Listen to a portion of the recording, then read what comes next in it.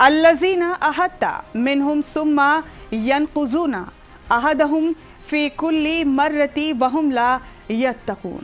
आज की मेरी वीडियो ईरान के हवाले से कुरान मजीद की सूरह अनफाल की इसी आयत नंबर 56 की नज़र है। ऐसा लगता है कि ईरान की गयूर अवाम ने और IRGC के मर्द मोमिनीन ने इस आयत को न सिर्फ पढ़ा है बल्कि इस पर मुकम्मल अमल आवरी करके यहूद और नसाराओं के गरूर को खाक में मिला दिया है। ऐसा लगता है कि अली के वारिसीन की जमात ने इन मुकद्दस आयात को अपने सीनों में उतार कर इनको अमली जामा पहनाने के लिए कफन सर पर बांध लिया है।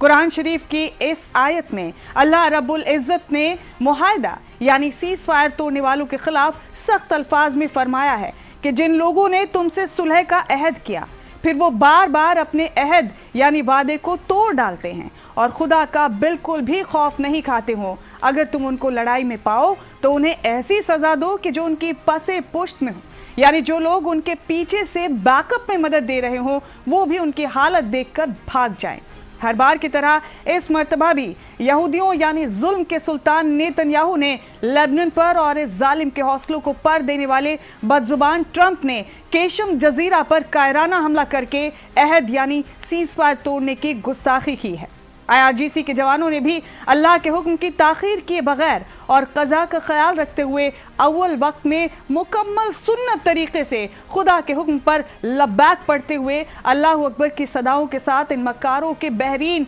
कुवैत और जॉर्डन में मौजूद सैन्य ठिकानों पर एक के बाद एक 21 मिसाइलें दाग कर उनको राख का ढेर बना दिया, जिसके बाद इन यहूदियों के साथ साथ अरबों के अय्याश हुक्मरां भी थर्रा उठे।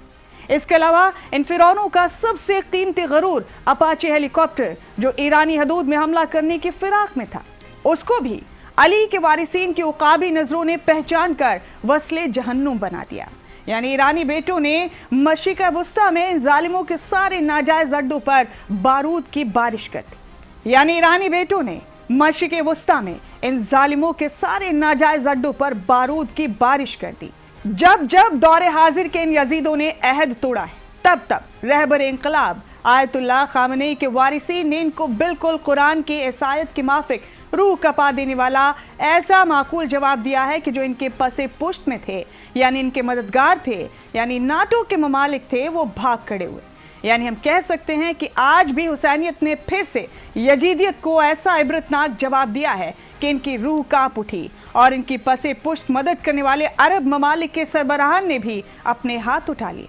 खुदा की कसम अगर शिद्दत से महसूस किया जाए तो इस जंग में बिल्कुल वैसा ही देखने को मिल रहा है जैसा अल्लाह ताला ने कुरान की इस आयत में फरमाया है। यानी यहूदी बार बार अमन का अहद तोड़ रहे हैं और ईरानी आर्मी उनको इन आयतों के माफिक इतना खौफनाक जवाब दे रही है कि उसके खौफ से इन यहूदियों के तमाम इत्तेहाद एक के बाद एक इनका साथ छोड़ रहे हैं। ईरानी बेटों के साथ यकीनन आसमान से रूहानी मदद आ रही है क्योंकि वो अल्लाह और कुरान के बताए हुए रास्ते पर चलकर बेशक कुफ्फार को नेस्तो नाबूद कर रहे हैं। जय हिंद, जय भारत।